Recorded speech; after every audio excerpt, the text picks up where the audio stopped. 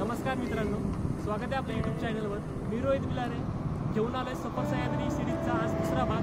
तर आज आपण जाणार आहोत पुस्तकांचे गाव भिलारला भेट द्यायला. बघूया नेमकं कसं आहे पुस्तकांचं गाव.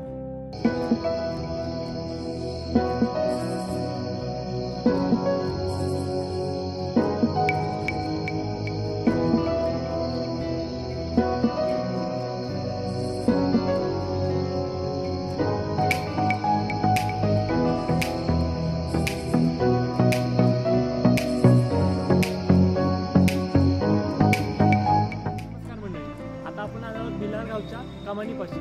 तर इथे येण्यासाठी पाचगणीपासून 4 ते 5 किलोमीटरवर डावीकडे वळता भिलार गावचा मुख्य रस्ता लागतो. तर तिथून आत 200 ते 300 मीटर आत आल्यावर आपल्याला लागते पुस्तकांच्या गावची कमान. तर तिथून आता आपण आज जाणार आहोत. बघूया की कसा आहे पुस्तकांचं गाव प्रकल्प. चला.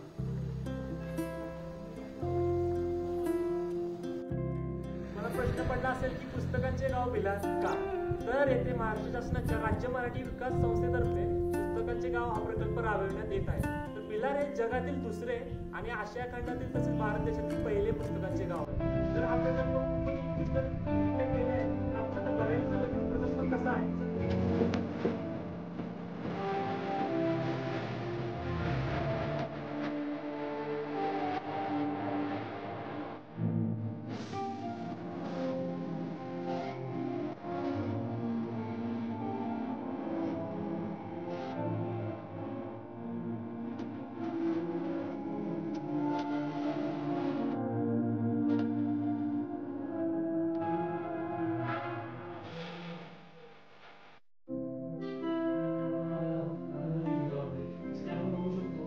जवळपास मराठीतील सर्व लेखकांच्या कादंबऱ्या उपलब्ध आहेत.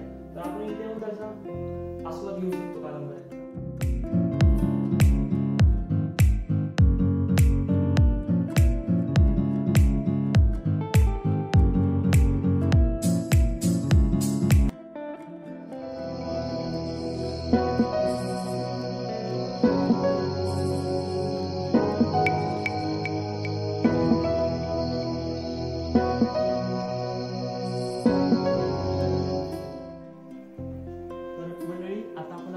भाषा विभागामध्ये.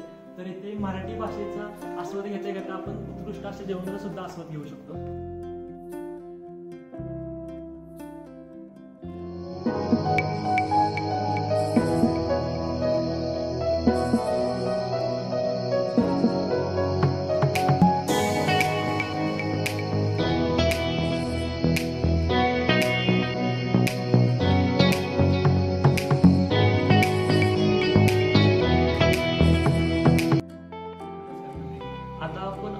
पुस्तकांच्या गावाच्या मुख्य कार्यालय. तर वाचन पर्यटन ही संकल्पना अतिशय उत्कृष्ट अशा पद्धतीने इथे राबवण्यात येत आहे.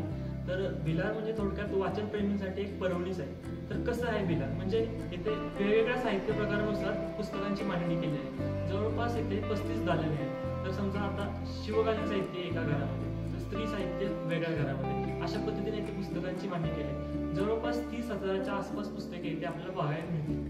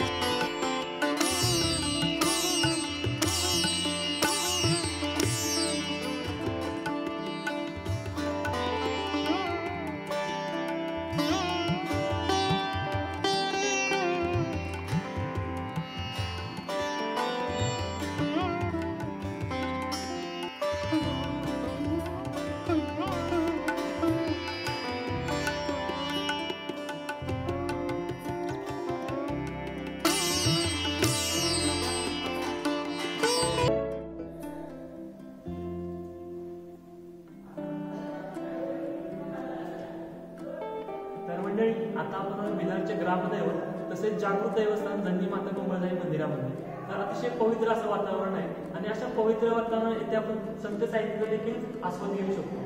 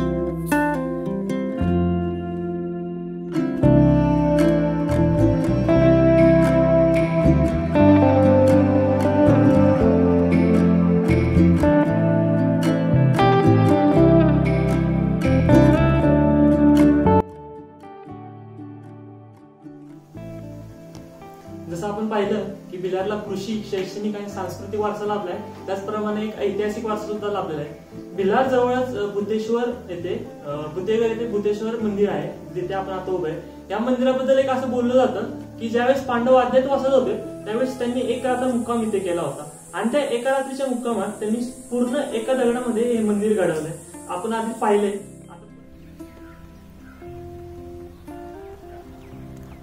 तर भिलारचं अजून एक वैशिष्ट्य म्हणजे गार्डन फ्रेश स्ट्रॉबेरी. तर राज्यातील स्ट्रॉबेरी उत्पन्नापैकी जवळपास 70 ते 75% वाटा हा भिलारचा आहे.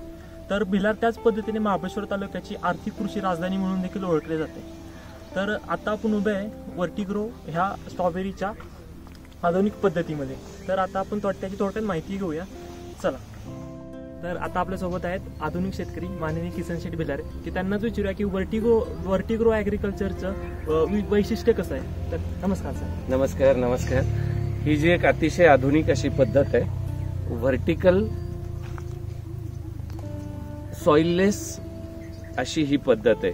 आणि व्हर्टिकल सॉइललेस या पद्धतीमध्ये आपण एका एकरामध्ये जर जमिनीवर 25,000 रोपं लावू शकत असेल स्ट्रॉबेरीची, तर लावू शकत असेल तर या पद्धतीमध्ये फक्त आपण 8 गुंठ्यामध्येच ही 25,000 रोपं बसवू शकतो. म्हणजे आपली प्लांट डेन्सिटी जी आहे ही आपण 5 पट आपण वाढवू शकतो. तो तिचा सर्वात त्याच्यात सगळ्यात मोठा फायदा.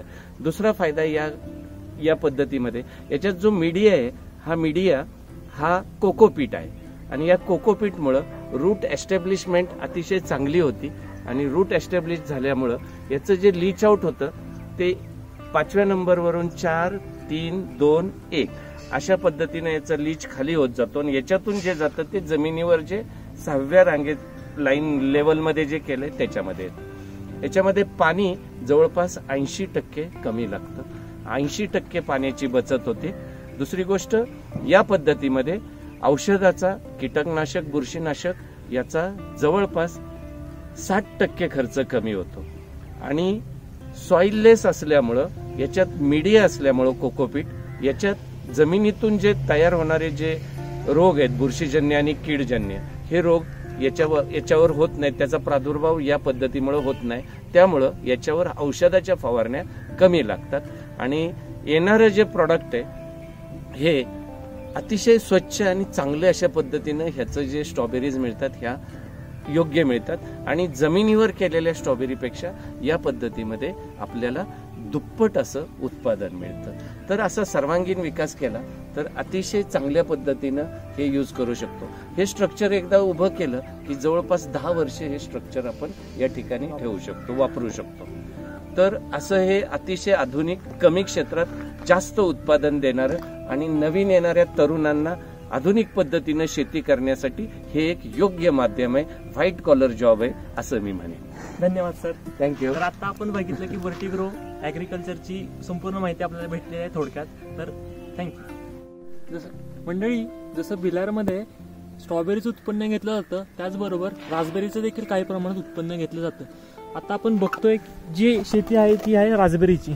तर रास्बेरी बरोबरच मलबेरीचे सुद्धा उत्पन्न भिलारमध्ये घेतलं जातं. तर मंडळी, पुस्तके आणि नयनरम्य निसर्गाचा आस्वाद घेता घेता दिवस कसा मावळला हे समजलंच नाही. तर कसा वाटला आजचा ब्लॉग हे कळवायला विसरू नका. जरूर कळवा कमेंट सेक्शनमध्ये आणि लाईक करा, शेअर करा आणि सबस्क्राईब करायला विसरू नका आपला आवडता चॅनल रोहित भिलारे ब्लॉग्स.